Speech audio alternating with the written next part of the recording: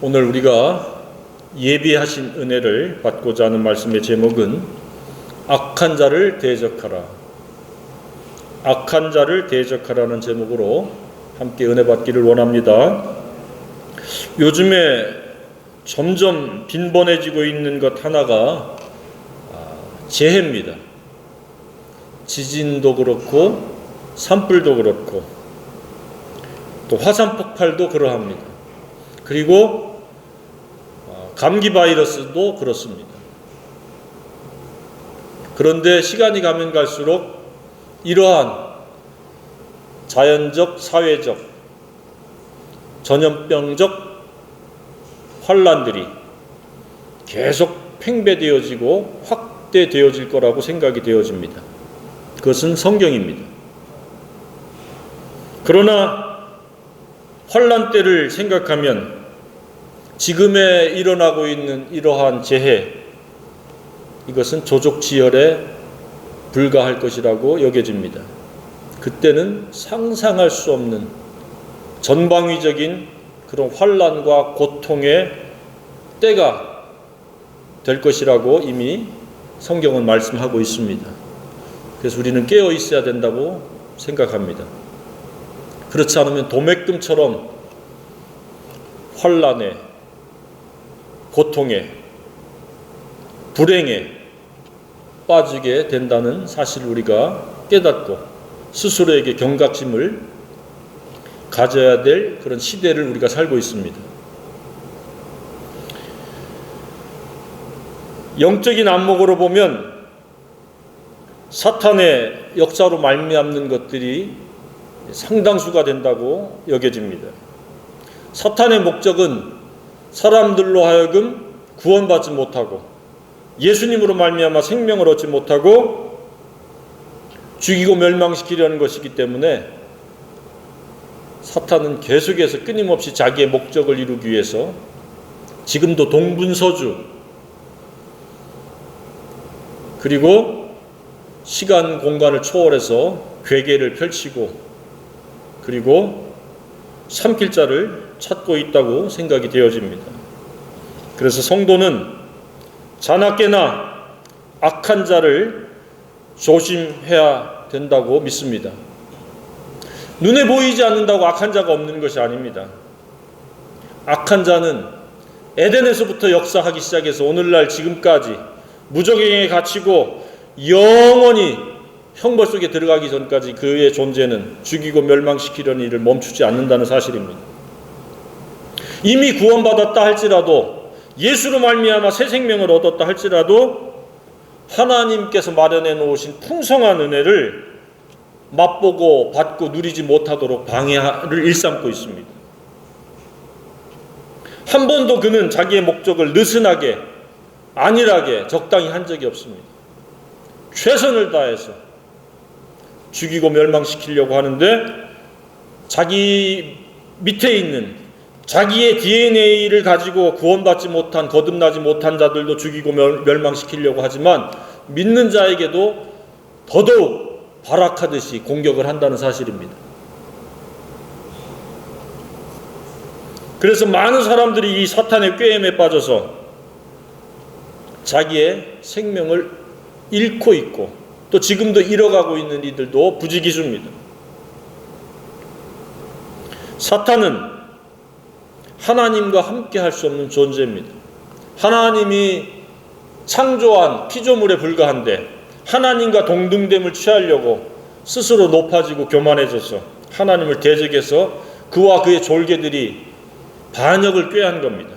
자신들의 반역만으로 모자라니까 또 다른 하나님의 형상을 닮은 사람들을 자기 밑에 두려고 사탄과 그의 졸개들, 마귀 귀신은 계속해서 그 사람의 그 정신 상태를 파악해가지고 깨어있지 않으면 악한 생각을 가지고 있으면 그를 숙주로 삼아서 사탄의 목적을 이루는 도구로 삼으려고 한다는 사실을 우리가 알아야 됩니다.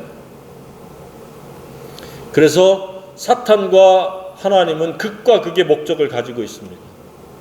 하나님은 예수로 말미암아 생명을 얻고 더 풍성히 얻게 하려는 목적을 갖고 계신데 사탄은 죽이고 멸망시키려고 하는 목적을 가지고 있습니다. 지금 그 밑에 살아가고 있고 신음하는 사람들이 우리 주변에 부지기수라고 확신합니다. 셀 수 없이 많습니다.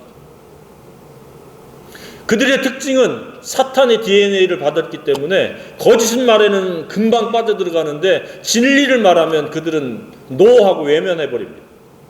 말씀을 무시합니다. 거부합니다. 업신여깁니다. 그리고 그 과정과 결과를 갖다 예측하지를 못합니다.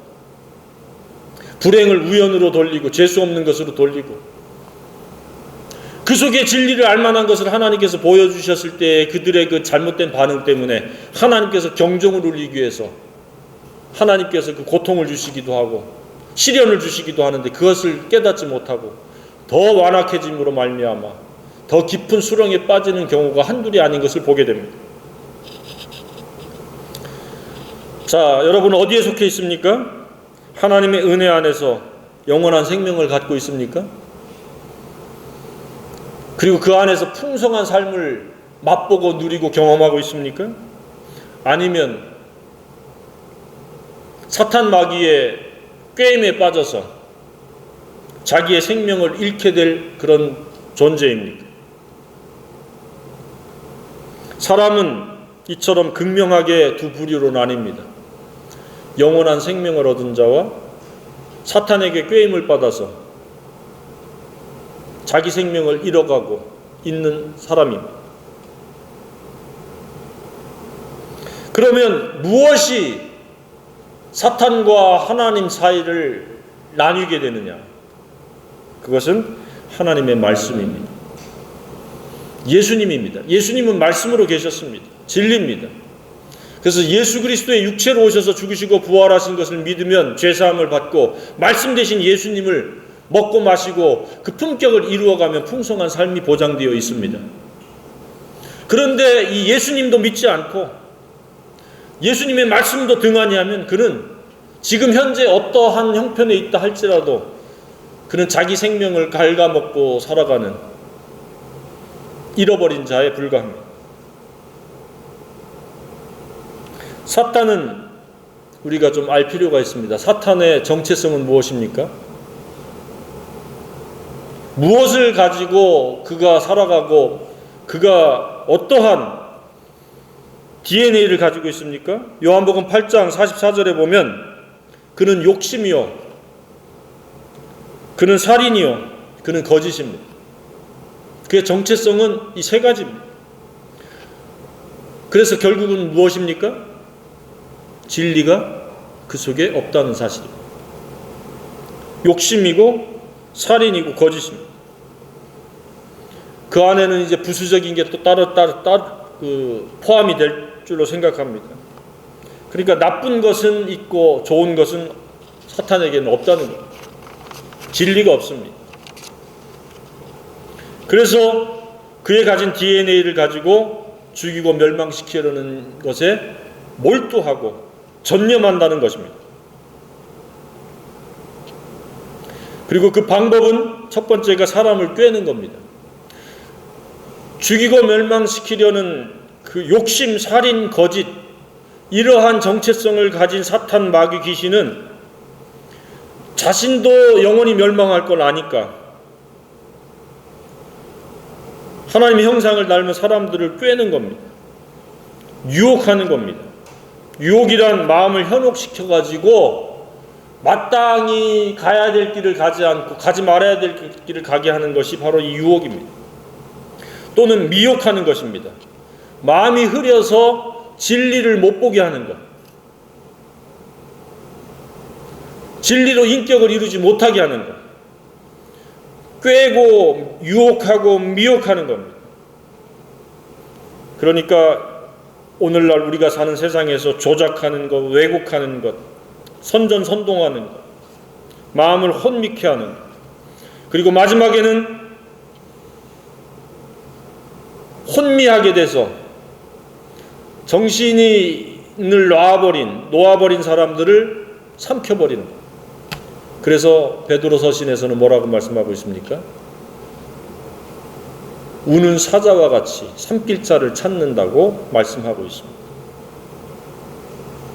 마음을 현혹해서 꿰고 마음을 어둡게 해서 진리화하고 분리시켜버리고 사랑할 대상이 아닌 것을 사랑하도록 하는 게 마귀의 역할입니다. 오늘 본문도 그것을 보여주고 경고하고 있습니다. 첫 번째가 무엇입니까?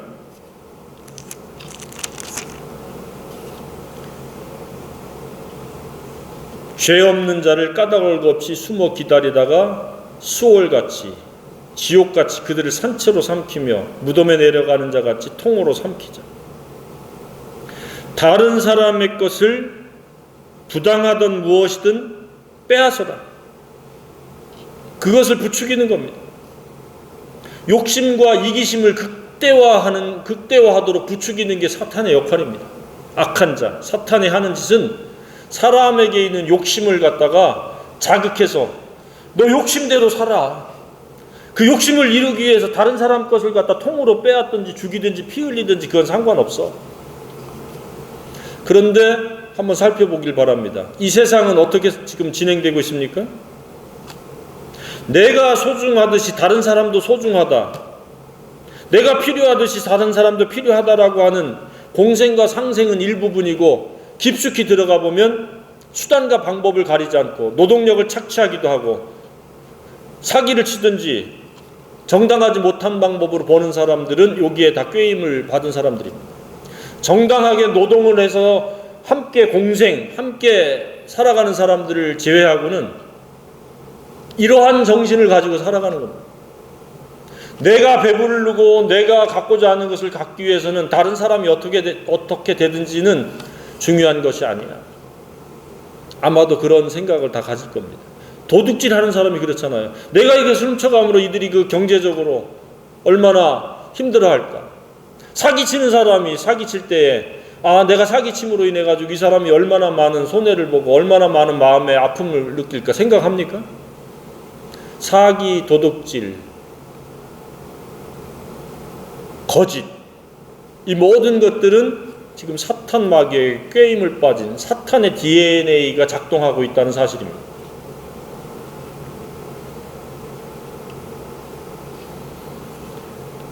그래서 이런 자들, 이 사탄에게 꾀임 받은 자들을 가리켜서 오늘 본문은 뭐라고 말씀하고 있습니까? 1장 22절에 어리석은 자, 거만한 자, 미련한 자. 어리석은 자는 거만한 자요, 거만한 자는 미련한 자. 정신을 못 차린 자. 제정신이 아니다. 그 이야기입니다. 강도짓을 하든 도둑질을 하든 사기를 치든 거짓말을 하든 빼앗고 삼키라는 겁니다. 우리 인류 역사는 어떤 역사예요? 전쟁의 역사죠. 전쟁이 멈춘 날이 한 20일밖에 안 된다는 거예요. 어디서든가 분쟁이 있고 전쟁이 있다는 거예요. 왜 전쟁을 해요? 땅 따먹기. 힘 안 들이고 빼앗으려고 그러는 거예요. 상대방을 죽이고 상대방의 것에 좋은 것을 내 것으로 만들기 위해서 전쟁이 일어나는 거예요. 궁극적으로 다른 사람의 주머니, 재물과 돈 터는 거예요.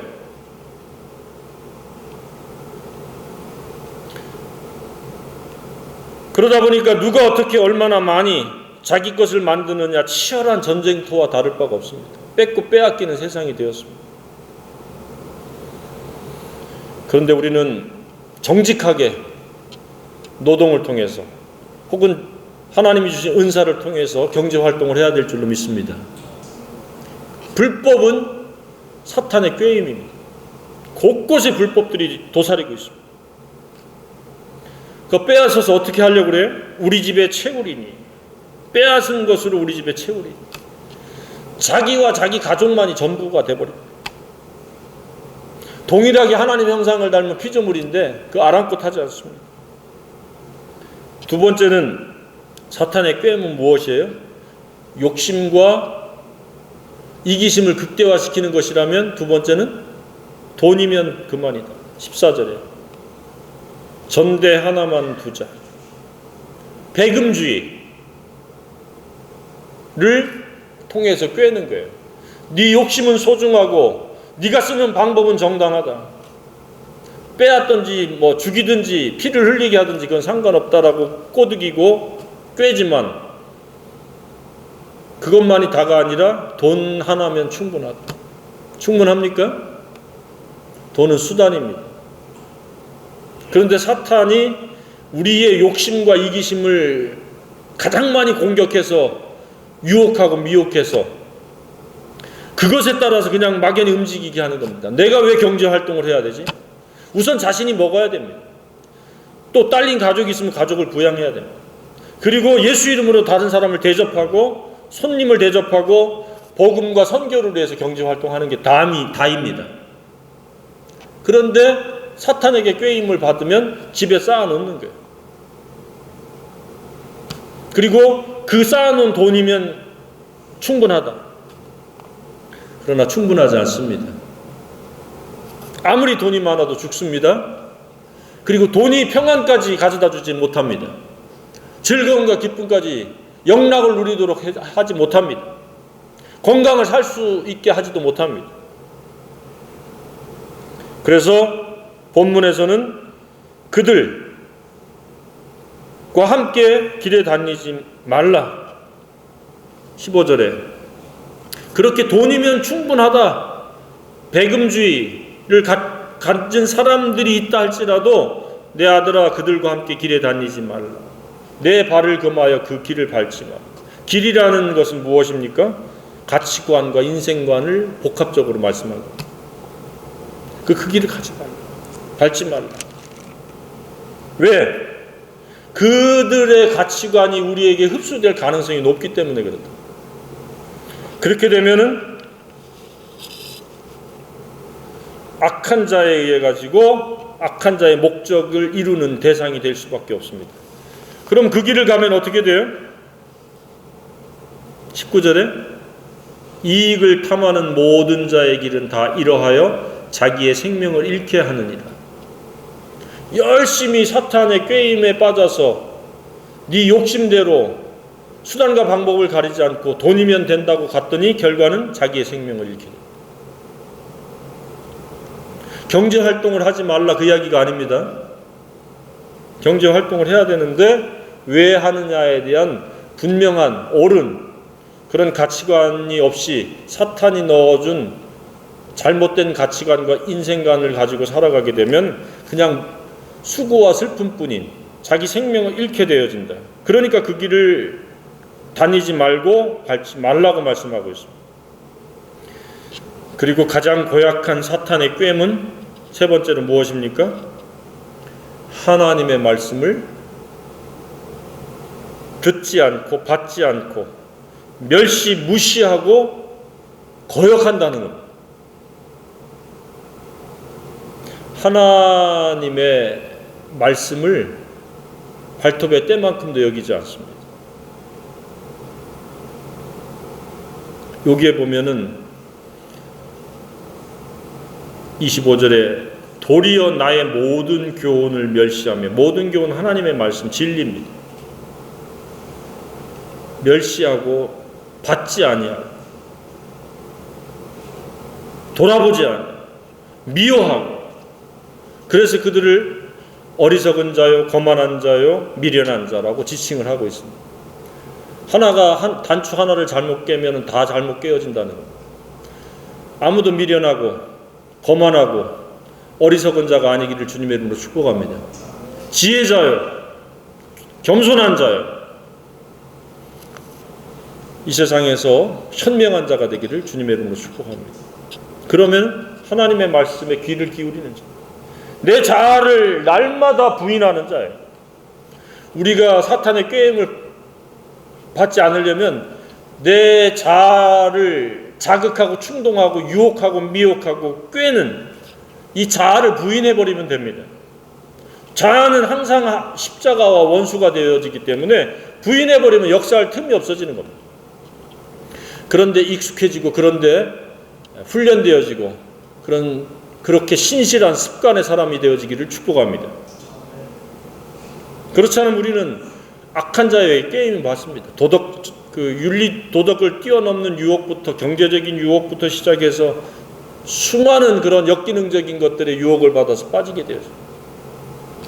경쟁 활동을 하되 그것으로 자족하고 그것으로 어떻게 내가 복음을 위해서 살아갈 것인지를 우리가 기도해야 될 줄로 생각합니다. 우리는 하나님께서 보내신 성령과 말씀으로 말미암는 지혜자가 되어야 합니다.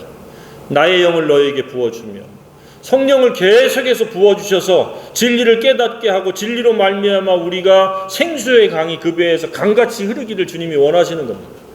그 배에서 생수의 강이 흐른다면 자기 자신은 이미 목마르지 않다는 이야기입니다. 그리고 그 강물처럼 사람들에게 그 진리로 말미암아 사람들의 그 갈증을, 욕구를, 잠재된 깊은 욕구들, 영적인 욕구들을 충족시켜 줄 수 있는 도구가 될 수 있다는 사실입니다. 영을 너희에게 부어줍니다. 모든 교훈을 우리에게 허락해 주셨습니다. 하나님의 진리, 말씀, 이것은 도처에 있습니다. 본문에 뭐라고 되어 있습니까? 시끄러운 길목, 그전에는 광장, 길거리, 성중, 모든 사람이 사는 곳에 지혜가 부르고 있다. 진리가 지금 보여지고 있고 나타내지고 있다. 그렇게 믿습니까?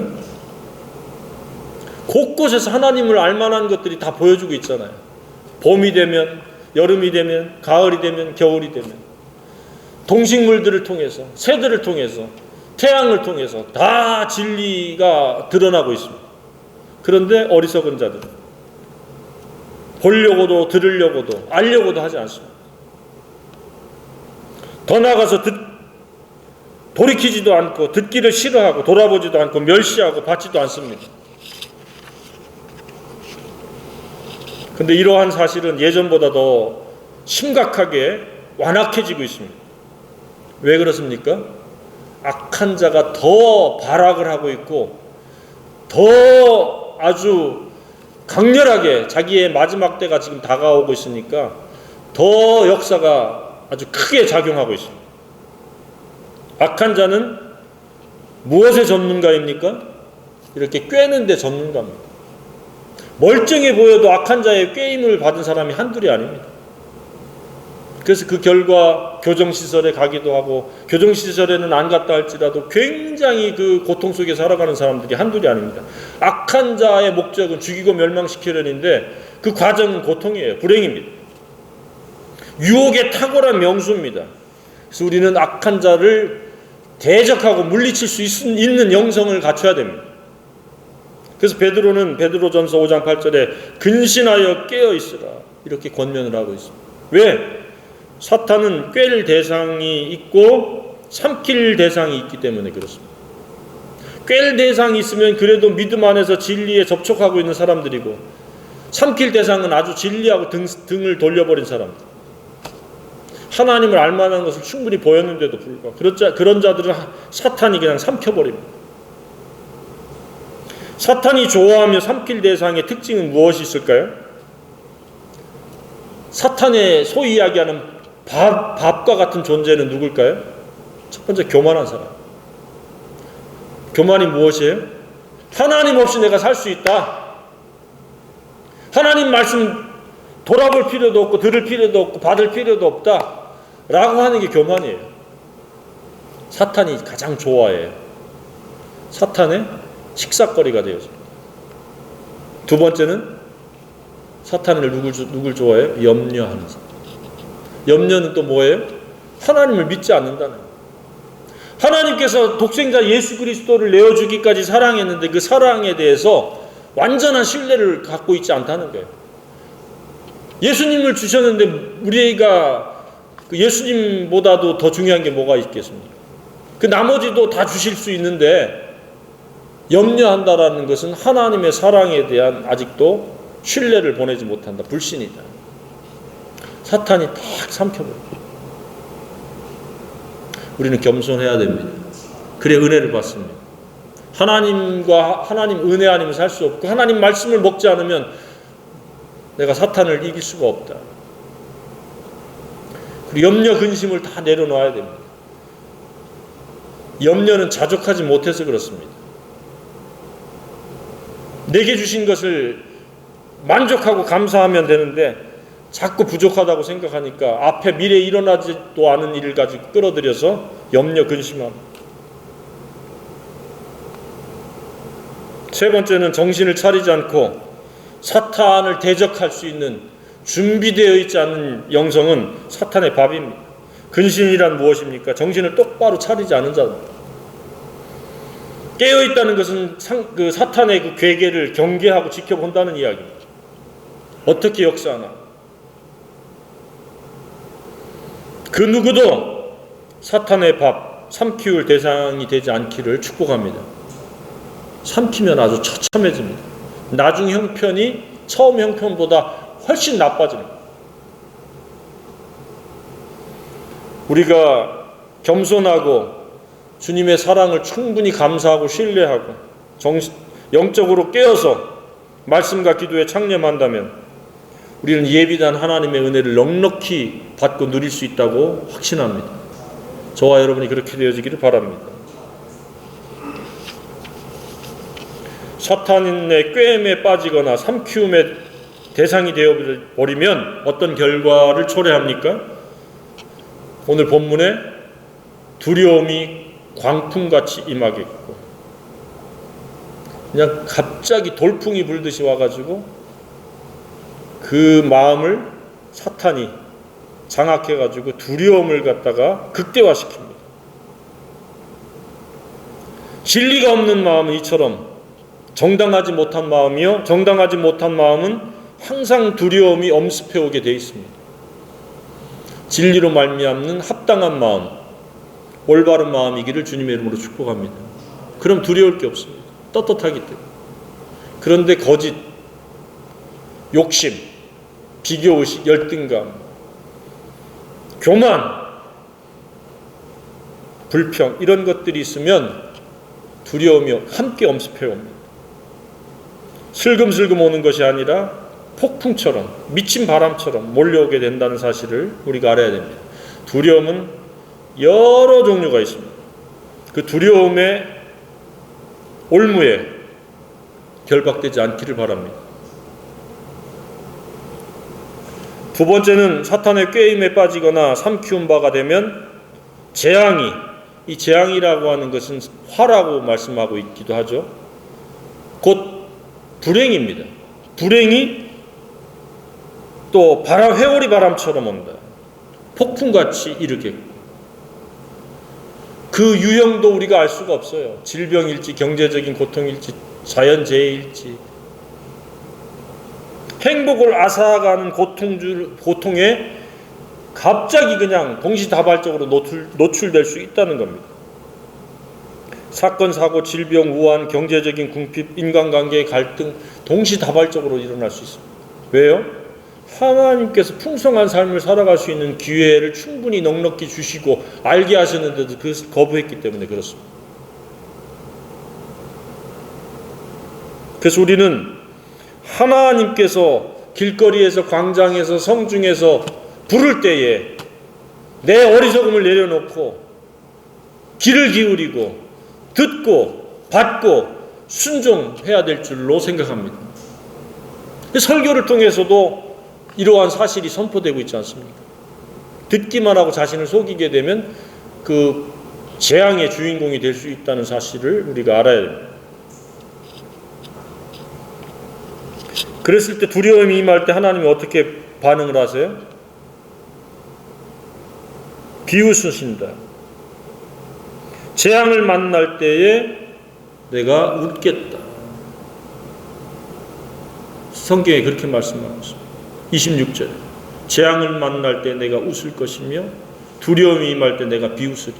충분한 기회를 줬는데 멍청하게, 어리석게, 거만하게, 미련하게 행하니까 꼴 좋구나 이놈아. 왜 충분한 기회를 줬는데, 정신 차릴 만한 알만한 것을 보여줬는데 그렇게 귀를 막고 마음을 닫고 돌아보지 않고 받지도 않고 꼴 좋구나. 그렇게 된다는 거예요. 그러니까 처음에 두려움이 올 때 빨리 회개해서 말씀을 붙잡고 하나님의 사랑을 족하다고 여기고 고백하고 감사해야 될 줄로 생각합니다. 하나님의 말씀을 떠나서는 그 누구도 풍성한 삶을, 하나님의 넉넉한 은혜를 누릴 수가 없습니다. 하나님의 말씀을 존중하는 것이 하나님을 존중하는 것입니다. 하나님의 말씀을 무시하고 업신여기고 거역하는 것은 하나님을 무시하고 업신여기고 거역하는 것이고, 하나님 예비하신 은혜까지도 거부하는 것, 즉 행복을 스스로 걷어차버리는 겁니다. 난 불행하게 살겠다라고 자처하는 겁니다. 은혜는 하나님 말씀과 함께 역사합니다. 그래서 은혜 위에 은혜로라고 말씀을 하고 있습니다. 세 번째로, 사탄의 꾀임에 넘어가면 그 결과는 고통입니다. 너희에게 근심과 슬픔이 임하리니. 그런데 여기서 근심은 고통입니다. 네 번째는 슬픔이 임하는 겁니다. 그러니까 모든 불행은 다 끌어안게 된다는 사실입니다. 누가요? 욕심과 이기심, 돈이면 다다고 생각하고 하나님의 말씀을 거부한 사람들이 그렇다는 겁니다. 시간의 문제지, 만약에 그런 사람이 우리 주변에 있다, 그러면 그 결과는 뭐예요? 두려움이요, 재앙이요, 근심과 슬픔, 즉 고통과 슬픔뿐이라는 겁니다. 우리도 사탄의 꾀임에 넘어가면 그렇게 될 수 있다는 사실입니다. 사탄의 꾀임은 이와 같은 엄청난 불행과 비극을 초래합니다. 믿든지 안 믿든지 우리는 이야기할 필요가 있습니다. 너는 네 방식대로 살다가는 불행밖에 없다. 요행은 이 세상에 존재하지 않습니다. 하나님은 심은 대로 거두시는 그런 하나님이기 때문에 나를 사랑하고 내 계명을 지키는 자에게는 천대까지 은혜를 베풀겠다고 말씀했고, 그 말을 뒤집으면 하나님을 사랑하지 않고 하나님 계명을 무시하면 천대까지 화가 있는 겁니다. 재앙이 있는 겁니다. 슬픔이 있는 겁니다. 우리는 금년 안에 하나님의 모든 교훈을 귀담아 듣고 생명을 얻고 더 풍성히 얻게 하려는 하나님의 의도에 합당하기를 원합니다. 그리고 우리뿐만 아니라 우리 주변을 또 그렇게 도울 수 있는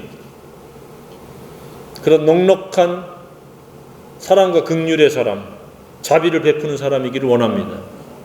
우리에게 주신 기회는 바로 그런 기회입니다. 말씀은 최선의 삶의 방법입니다. 최고의 삶으로 이끌어줍니다. 우리를 안으로는 평안이요 밖으로는 안전으로 우리를 이끌어 주십니다. 33절에 뭐라고 말씀하고 있습니까? 내 말을 듣는 자는 평안히 살며 재앙에 두려움 없이 안전하리라. 이 말씀이 금년 한 해 그대로 실제가 되어지기를 축복합니다. 안으로는 평안이요 밖으로는 안전하기를 바랍니다. 수많은 재해와 사건 사고, 우환과 질병이 난무할지라도 우리는 하나님의 은혜로 예외의 사람, 생명을 얻고도 풍성이 없는 사람들이 되기를 원합니다. 사탄의 꾀임을 대적하고 오직 말씀으로 사는 한 해가 되기를 바랍니다.